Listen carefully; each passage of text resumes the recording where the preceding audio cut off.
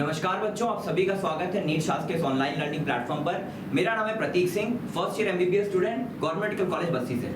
बच्चों, नीट शास्त्र में हम आपके लिए बायोलॉजी के कुछ इंपॉर्टेंट ट्रिक्स लेके आए हुए हैं कि किस तरह से आप बायोलॉजी को आप क्लास 11 और 12 क्लास 12 में जितने इंपॉर्टेंट ट्रिक्स हैं उसको मैंने एक जगह कंपाइल किया और एक वीडियो मैंने कोशिश की है कि मैक्सिमम ट्रिक्स आपको दे सकूं ताकि आपको बायोलॉजी को याद करने में थोड़ा इजी हो सके। ठीक है, ट्रिक्स से क्या होता है कि आपको याद करना जो है, देखो बायो में बहुत रटना है, बहुत सारी फैक्ट्स हैं, डाटा हो जाते हैं, बहुत कुछ हो जाता है। तो अभी लास्ट में आप थोड़े ट्रिक्स ले लोगे तो आपके लिए इजी हो जाएगा चीजों को याद रखना।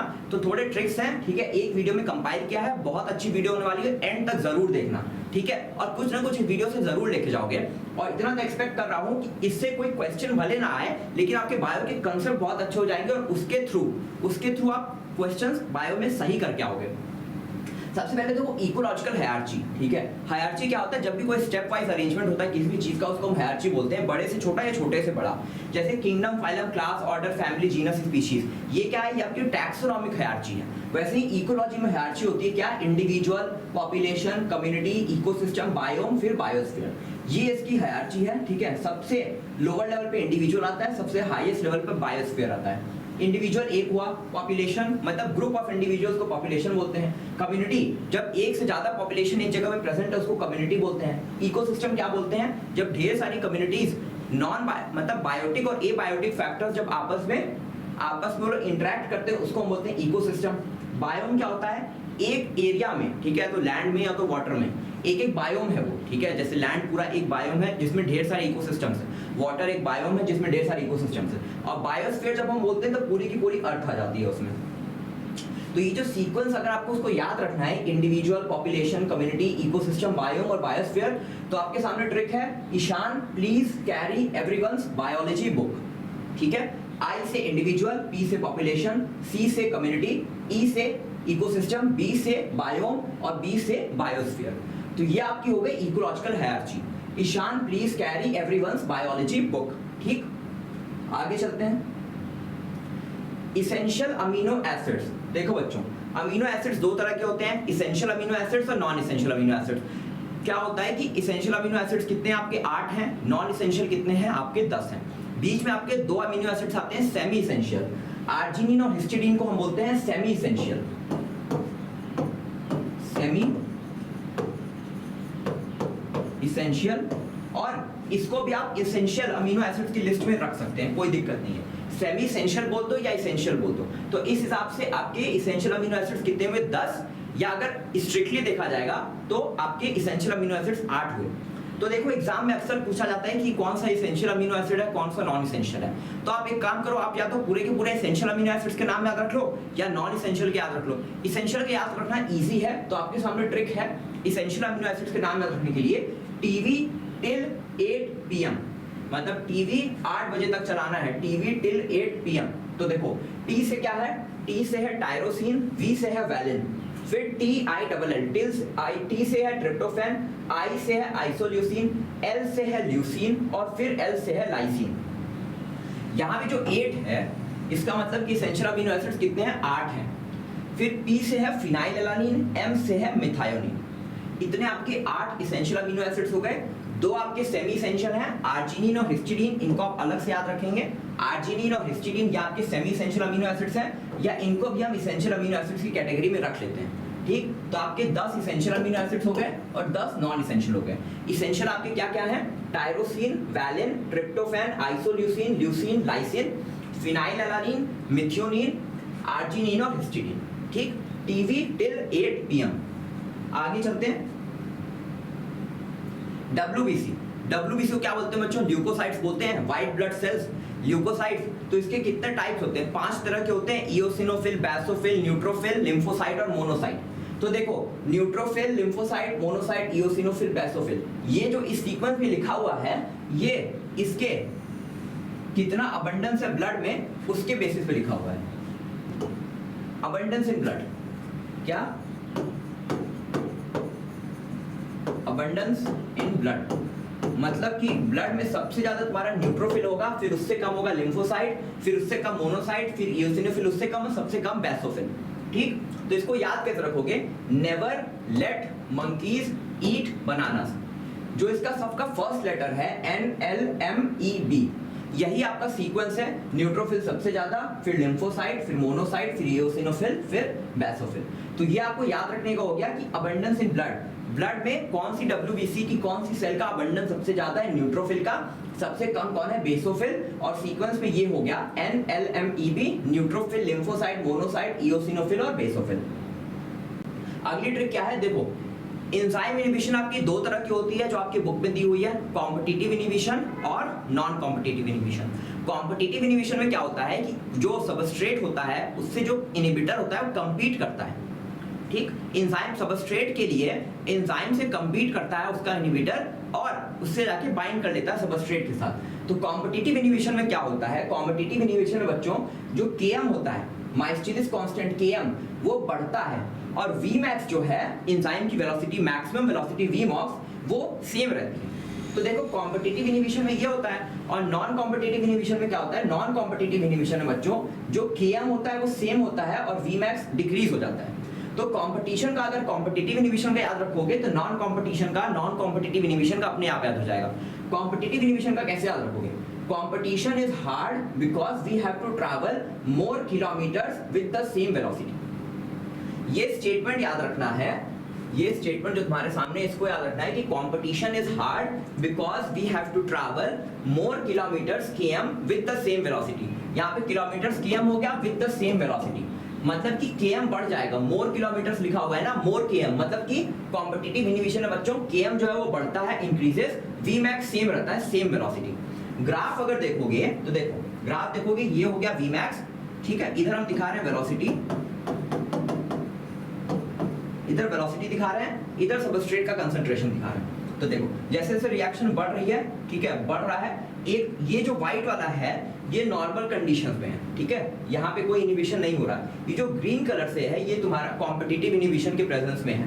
तो देखो जो वेलोसिटी है, मैक्सिमम वेलोसिटी, वो लास्ट में जाके देखो दोनों की सेम हो जा रही है, Vmax सेम हो जा रहा है, लेकिन Km जो है, Km कहाँ लिखते हैं, Vmax के हाफ वैल्यू पे, Vmax से हाफ वैल्यू पे सबस्ट्रेट का कितना कंसंट्रेशन है, इसको हम बोलते हैं Km, ठीक। तो देखो पहले में जब विदाउट है तो Km कम है, जब इनहिबिशन कॉम्पिटिटिव इनहिबिशन हो रहा है तो Km की वैल्यू देखो ज्यादा हो गई, Vmax/2 पे Km देखो बढ़ गया, इसको Km डैश से लिख दिया। तो वही है, Km बढ़ जाता है कॉम्पिटिटिव इनहिबिशन के केस में और Vmax दोनों का सेम रहता है। तो इसको याद रखने का तरीका है, competition is hard because we have to travel more kilometres with the same velocity, ठीक, इतना समझ में आया। नॉन कॉम्पिटिटिव इनहिबिशन में क्या होता है बच्चों, नॉन कॉम्पिटिटिव इनहिबिशन में क्या होता है कि Km सेम रहता है और Vmax घट जाता है। नॉन कॉम्पिटिटिव इनहिबिशन में क्या होता है, नॉन कॉम्पिटिटिव इनहिबिशन, इसमें क्या होता है, नॉन कॉम्पिटिटिव इनहिबिशन में क्या होता है, Vmax वो घट जाता है और Km जो है वो सेम रहता है, ठीक। आगे चलते हैं, हार्डी-विनबर्ग इक्विलिब्रियम। देखो इवोल्यूशन चैप्टर में हार्डी-विनबर्ग इक्विलिब्रियम में है, हार्डी-विनबर्ग इक्विलिब्रियम क्या बोलता है, p² + 2pq + q² = 1, ठीक है।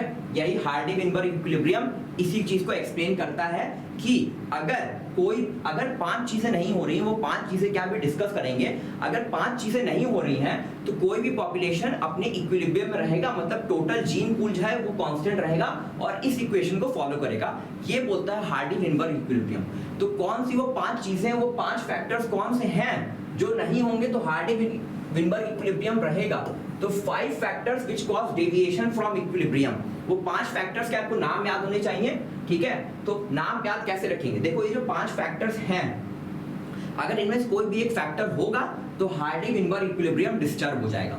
तो नाम याद रखना जरूरी है कि पांचों में से ये फैक्टर्स नहीं होने चाहिए, ये 5 फैक्टर्स नहीं होंगे तभी कोई पॉपुलेशन हार्डी-विनबर्ग इक्विलिब्रियम में रहेगा और p² + 2pq + q² = 1 ये कांस्टेंट आएगा। तो 5 फैक्टर्स क्या हैं, gene mutation, gene migration, genetic drift, non random meeting और नेचुरल सिलेक्शन। तो इसको याद कैसे रख रहे हो, देखो मरी का M, मरी में डज नॉट स्मोक, ठीक, ये स्टेटमेंट याद रखोगे, मरी में डज नॉट स्मोक, M फिर D फिर N फिर S, क्या है, M मरी से क्या है, म्यूटेशन, मतलब म्यूटेशन नहीं होना चाहिए तब इक्विलिब्रियम में रहेगा। M से फिर क्या है माइग्रेशन, माइग्रेशन किसका, जीन का, मतलब जीन माइग्रेशन नहीं होना चाहिए तब हार्डी-विनबर्ग इक्विलिब्रियम एग्जिस्ट करेगा। D से क्या है ड्रिफ्ट, मतलब कौन सा ड्रिफ्ट, गाड़ी का ड्रिफ्ट नहीं, जेनेटिक ड्रिफ्ट, ठीक है, जेनेटिक ड्रिफ्ट नहीं होना चाहिए तब पॉपुलेशन जो है वो हार्डी-विनबर्ग इक्विलिब्रियम में रहेगा। रैंडम मेटिंग नहीं होना चाहिए, नॉन रैंडम मेटिंग, देखो मतलब कि नॉन रैंडम मेटिंग नहीं होना चाहिए, ठीक। और तीसरा लास्ट वाला क्या है, सिलेक्शन, नेचुरल सिलेक्शन भी नहीं होना चाहिए। इतनी चीजें नहीं होनी चाहिए तब जो जीन का जो जीन पूल है वो कांस्टेंट रहेगा और पॉपुलेशन जो है वो हार्डी-विनबर्ग इक्विलिब्रियम में रहेगा, ठीक है।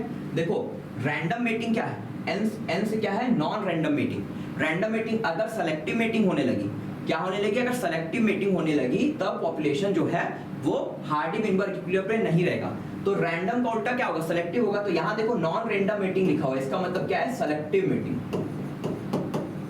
सेलेक्टिव मेटिंग मतलब कि अगर रैंडम मीटिंग हो रही है तभी हार्डी-विनबर्ग इक्विलिब्रियम रहेगा। अगर नॉन रैंडम मीटिंग हो रही है मतलब कि सेलेक्टिव मीटिंग हो रही है तो पॉपुलेशन जो है वो हार्डी-विनबर्ग इक्विलिब्रियम में एग्जिस्ट नहीं करेगा। कंफ्यूजिंग टर्म्स, देखो बच्चों कुछ टर्म्स कंफ्यूजिंग है, कुछ कंफ्यूजिंग टर्म्स है जो तुम्हारे सामने लिखे हुए हैं, ठीक है, इनमें कंफ्यूजन हो जाता है तो आज मैं कंफ्यूजन क्लियर कर दे रहा हूं तुम लोग को। देखो एक होता है कॉर्पस ल्यूटियम, एक होता है मैकुला लूटिया। कॉर्पस ल्यूटियम क्या होता है, कॉर्पस ल्यूटियम ओवरी में बनता है, ठीक है, ओवरी में बनता है। क्या होता है कॉर्पस ल्यूटियम, ये येलो बॉडी होता है, येलो बॉडी होता है जो हार्मोन सीक्रेट करता है, ओव्यूलेशन के बाद बनता है, ग्राफियन फॉलिकल रप्चर करता है, ठीक है, ओव्यूलेशन के बाद बनता है और प्रोजेस्टेरॉन और एस्ट्रोजन सीक्रेट करता है, प्रोजेस्टेरॉन एंड एस्ट्रोजन सीक्रेट करता है। दूसरा होता है मैकुला लूटिया। मैकुला लूटिया क्या होता है बच्चों, ये येलो स्पॉट होता है। मैकुला लूटिया कहाँ प्रेजेंट होता है, आई में प्रेजेंट होता है, ठीक। मैकुला लूटिया और कॉर्पस ल्यूटियम, लूटिया जो होता है, लूटिया ये येलो कलर के लिए होता है, तो येलो बॉडी जो है, येलो बॉडी है वो तुम्हारा कॉर्पस लूटियम और मैकुला लूटा जो है वो येलो स्पॉट है जो आई में प्रेजेंट होता है। अब देखो पुरकिंजे फाइबर्स, पुरकिंजे फाइबर्स बच्चों तुम्हारे हार्ट में प्रेजेंट होते हैं, हार्ट की वॉल्स पे प्रेजेंट होते हैं, ठीक है। पुरकिंजे सेल, पुरकिंजे सेल कहाँ होता है, ये ब्रेन में होता है, ब्रेन में एक स्पेशलाइज्ड सेल होती है, ठीक है, जिसको हम बोलते हैं पुरकिंजे सेल। तो पुरकिंजे फाइबर्स और पुरकिंजे सेल्स दोनों सेम चीज नहीं है, पुरकिंजे फाइबर हार्ट में होता है, पुरकिंजे सेल्स ब्रेन में होता है। अब देखो एल्वियोलाई है, एल्वियोलस, ये टर्म आपकी बायोलॉजी एनसीईआरटी में कई जगह आता है, ठीक है। एक तो लंग्स में आता है, लंग्स में एल्वियोलाई होते हैं, ठीक है, होते हैं। दूसरा कहाँ आता है, मैमरी ग्लैंड में, मैमरी ग्लैंड में एल्वियोलस होते हैं, एल्वियोलाई होते हैं जहां पे मिल्क प्रोडक्शन होता है। तीसरा कहाँ आता है, तीसरा टीथ के सॉकेट को, टूथ सॉकेट को, टूथ सॉकेट को भी एल्वियोलस बोलते हैं। तो ये है जी एल्वियोलाई है, ये टर्म कई जगह बायोलॉजी में आता है। तीन आपको याद होना चाहिए कि लंग्स में भी एल्वियोलाई होता है, ठीक है, मैमरी ग्लैंड्स में भी एल्वियोलाई होता है, और टूथ सॉकेट जो होता है जिसमें सॉकेट में जिस सॉकेट में आपका टूथ अटैच होता है, ठीक है, इसको भी हम एल्वियोलस बोलते हैं, ठीक। नेक्स्ट फंजाई एस्कोमाइसिटीज के एग्जांपल्स, ठीक है, फंजाई के एग्जांपल्स अक्सर याद करने में दिक्कत होती है, तो फंजाई एस्कोमाइसिटीज के एग्जांपल आपके सामने हैं। याद करने की ट्रिक क्या है, कैन पीएमटी, पीएमटी क्या प्री मेडिकल टेस्ट पहले होता था, नीट का एग्जाम हो गया तो can PMT, you can PMT, ठीक है, I can crack PMT, you can crack PMT या नीट। तो एग्जांपल है CAN पीएमटी, सी से क्या है क्लेविसेप्स, A से है एस्परजिलस, N से न्यूरोस्पोरा, P से है पेनिसिलियम, M से मोरेल्स और ट्रफल्स। मोरेल्स और ट्रफल्स क्या थे, एडिबल थे, ठीक, एडिबल है। तो फंजाई एस्कोमाइसिटीज के एग्जांपल है कैन पीएमटी, claviceps, aspergillus, neurospora, penicillium, morels और ट्रफल्स। नेक्स्ट चल रहा है बच्चों, एंटीरियर पिट्यूटरी से कितने हार्मोन सीक्रेट होते हैं, 6 हार्मोन्स। एंटीरियर पिट्यूटरी कितने हार्मोन सीक्रेट करता है, 6, और पोस्टीरियर पिट्यूटरी कितने हार्मोन सीक्रेट करता है, 2। पोस्टीरियर पिट्यूटरी क्या सीक्रेट करता है, ADH, वैसोप्रेसिन और ऑक्सीटोसिन, ठीक। और एंटीरियर पिट्यूटरी जो है 6 हार्मोन सीक्रेट करता है। इनको याद करने के लिए मेमोनिक है फ्लैट PG, क्या है फ्लैट PG, मतलब जो आपका फ्लैट है वो पेइंग गेस्ट वाला है, ठीक है, आपका जो PG है वो फ्लैट है, ठीक है, फ्लैट PG। तो कौन कौन से हार्मोन्स हैं, F से FSH, LH, ACTH, follicle stimulating hormone, luteinizing hormone, adrenocorticotropic hormone, thyroid stimulating hormone, prolactin और ग्रोथ हार्मोन। तो फ्लैट पीजी, ये आपके कौन से हार्मोन्स है, एंटीरियर पिट्यूटरी से हैं, ठीक है। एंटीरियर पिट्यूटरी से 6 हार्मोन्स, पोस्टीरियर पिट्यूटरी से 2 हार्मोन्स, कौन कौन से, आपके ऑक्सीटोसिन और वेसोप्रेसिन। वेसोप्रेसिन को ही बोलते हैं एडीएच या एंटी डायूरेटिक हार्मोन, और वेसोप्रेसिन या एडीएच की कमी से होता है डायबिटीज इंसुपिडस, और डायबिटीज मेलाइटस होता है कमी से किसके, इंसुलिन की। अब इन सिटू कंजर्वेशन के एग्जांपल्स, ठीक है। बायोडायवर्सिटी कंजर्वेशन 2 तरह का था, इन सिटू और एक्स सिटू। तो इन सिटू कंजर्वेशन को कैसे याद रखोगे, इन सिटू कंजर्वेशन को याद करने के लिए ट्रिक है एचबी न्यूज। यहाँ पे जो ई है, ठीक है, इससे कोई टर्म नहीं है, एचबी है, और न्यूज देखो ई इसलिए स्मॉल लिख दिया गया है, तो एचबी न्यूज ये आपके इन सिटू बायोडायवर्सिटी कंजर्वेशन के एग्जांपल्स हैं। क्या क्या है, एच से हॉटस्पॉट मतलब बायोडायवर्सिटी हॉटस्पॉट, बी से बायोस्फीयर रिजर्व, एन से नेशनल पार्क, डब्ल्यू से वाइल्ड लाइफ सेंचुरी, एस से सेक्रेड ग्रोव्स। ये सब आपके क्या है, इन सिटू बायोडायवर्सिटी कंजर्वेशन, ठीक है। और एक्स सिटू में आपके 3 एग्जांपल होते हैं। एक्स सिटू में क्या होता है, जूलॉजिकल पार्क्स,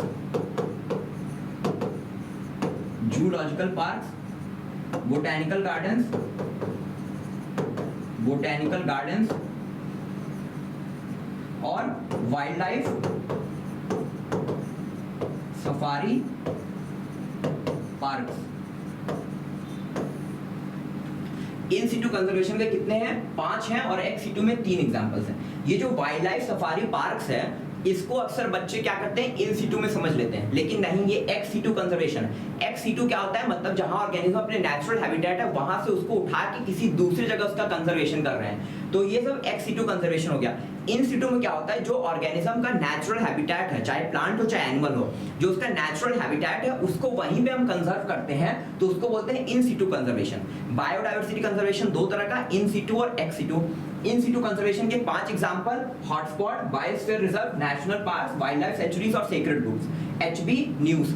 और एक्स सिटू कंजर्वेशन के 3 एग्जांपल्स, जूलॉजिकल पार्क्स देखो, जू में तो उठा के लाते हो ना, पकड़ के लाते हो, बोटैनिकल गार्डन्स में पकड़ के लाते हो प्लांट्स को, ठीक है। और वाइल्ड लाइफ सफारी पार्क्स भी तुम्हारा एक्स सिटू कंजर्वेशन है। इसको बच्चे अक्सर कंफ्यूज होकर इन सिटू में रख देते हैं, लेकिन नहीं, नीट में क्वेश्चन भी आया हुआ है 2019 में या हाँ 2018 में क्वेश्चन आया हुआ है कि वाइल्ड लाइफ सफारी पार्क जो है वो एक्स सिटू कंजर्वेशन में आता है। तो इतनी चीजों को याद रखोगे। यहाँ पे जो ट्रिक्स की सीरीज थी, ठीक है, 9-10 ट्रिक्स मैंने बताई, ये कंप्लीट हुई यहाँ पे। तो अब क्या करना है, वीडियो को लाइक करना है, शेयर करना है, चैनल को सब्सक्राइब करना है। Thank you so much, all the very best.